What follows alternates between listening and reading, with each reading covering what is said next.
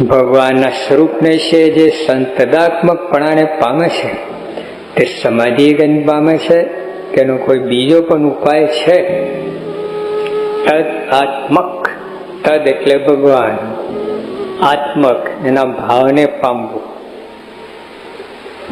જો પેલા ક્રિકેટર હોય ને, નહીં તો પેલા ચેમ્પિયન, નાના છોકરા એના ભાવને પામી જાય છે.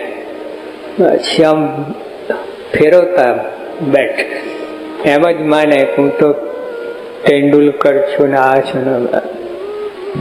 એ ખાલી આમ ખોટો ખોટો ભાવ થઈ તો કેટલો કેફ થશે. તા તો સાચો ભાવ થઈ જાય ભગવાનને જેવું, કેટલી મજા અને કેટલો આનંદ થાય. નિશ્ચિંત થઈ જાય, નિર્ભય થઈ જાય, કોઈની હાડાબારી ના રહે, કોઈની ભીખ નહીં. એને કહે ને ઉપેક્ષા નહીં, અપેક્ષા નહીં. ઘણી વાર બહુ નિર્ભય થઈ જાય ને બીજાની ઉપેક્ષા કરે, લાતો મારે. આ એ નહીં, કાંઈ સ્થિર, જેને કહે ને કઈ દ્વંદ્વથી પરમ, કઈ એને અડે જ નહીં, એવું થઈ જાય. તો જો આપણે ભગવાન તો મળ્યા છે, ફક્ત ઓળખવાના જ બાકી છે. ને આપણે ઓળખી લીધા છે વાંચવા માલ નથી. હા, માઇક પર ભૂંગળા ફૂંકો છો, આમ સારું છે. લાઈનમાં રસ્તા ઉપર છો, હજુ મંજિલે પહોંચ્યા નથી, યાદ રાખજો. હા, હજુ રસ્તા ઉપર જ છો. પંથ લાંબો છે. જ્યાં સ્વભાવ ના મુકાય ત્યાં સુધી મંજિલ પહોંચાય નહીં. સ્વભાવ તમને 2 ડગ આગળ જાઓ, 4 ડગ પાછા આવો. આમ સ્વભાવ છે ને ત્યાં આગળ, ત્યાં મંજિલ ત્યાં જ પડી રહે. અહીંથી ઓલા ટ્રેનથી જેમ કરતો હોય.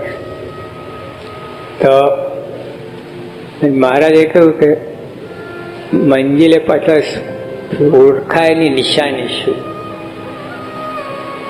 સ્વભાવ દોષો ખરી પડે, હોય જ નહીં.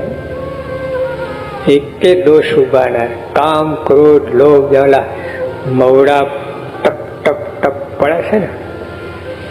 ઓલા પારિજાતના ફૂલ પણ નીચે ચાદર પાથરેલું, ઉપર આમ આખી રાત પણ 60 ઢગલા થઈ જાય. દોષો એ રીતે ખરી પડે, ખેરવા ના પડે, સહજ. બાકી તો એક દોષ જીતો એટલે એમાં કામ દોષ જીતી તો બતાવ્યો કોઈ 14 લોકમાં, કોઈની તાકાત નહીં. એક થપાટના ગ્રાહક 60,000 વર્ષ તપ કર્યું પાણીમાં. કેવું પાણી, એમ ઠંડુ, આઈસ કોલ્ડ. આ ઉપર પણ ત્યાં આંખ ખુલી, એક જ સેકન્ડમાં ભ્રષ્ટ થઈ ગયા. 60,000 વર્ષનું તપ ઓલા શોર્ટ સર્કિટ, સળગી. એક લીટો પાડી શકાય એમ નથી કામદોષ ઉપર. આ એક જ ઉપાય છે. જો ભગવાનના સ્વરૂપમાં દ્રષ્ટિ પહોંચી તમારે, ખરી પડ્યો.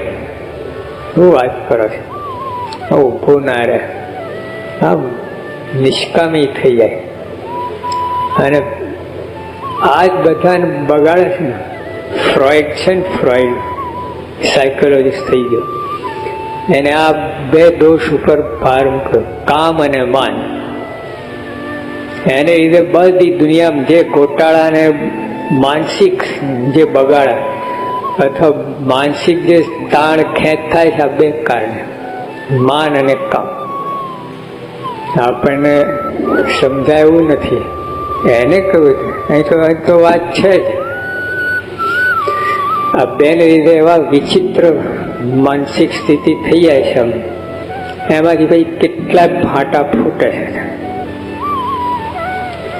એટલે પણ આ સ્વરૂપ ઓળખાય તો કામ થઈ જાય.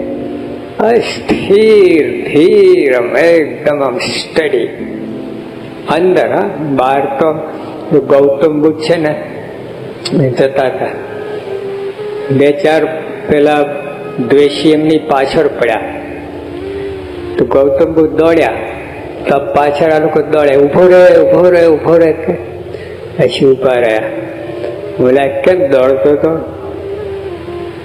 હું તો ઉભો જ હતો, તમે દોડતા હતા. એટલે અંદરની વાત કરી. અંદર સ્થિર હતા, એકદમ ઉભા જ હતા. બહારથી શરીરથી આમ આગા પાછા થાય એમાં શું?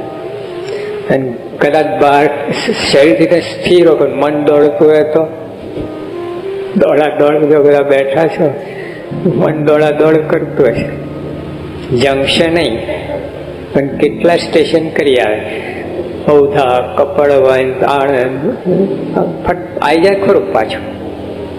એક લહેર કો મારી આવે ખરો.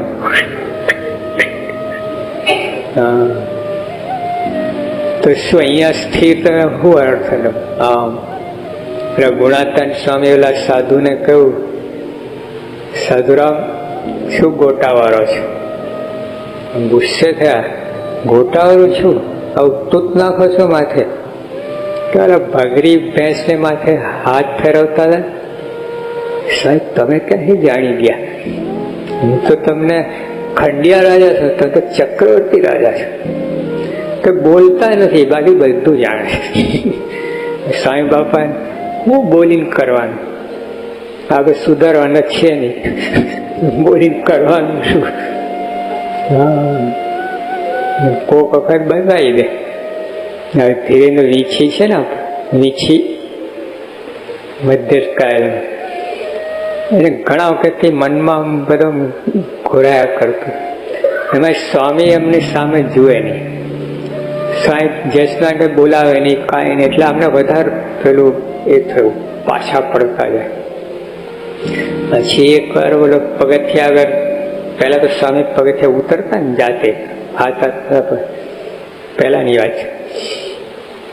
નામ જતા હતા ને હાજ ઉભા, સ્વામી એકદમ દ્રષ્ટિ કરી એમ કે બધું જાણું છું, કે ધીરજ રાખજો. એકદમ ટાળક થઈ ગયા. જાણતા નથી એવું છે જ નહીં, બોલવાની જરૂર શું? બોલતા એટલે આપણને લાગે જાણતા નથી. આવી એમ પછી બોલે તો પછી આપણને પોસાયું નથી. કેમ આવા ઘાટ કરે? તો લે કાલથી આવે બંધ થઈ જાય. કરવું શું એમને? બોલે છે તો આપણે બંધ થઈ આવતા, નથી બોલતા તો એમાં કઈ સામર્થ્ય એવું સમજે.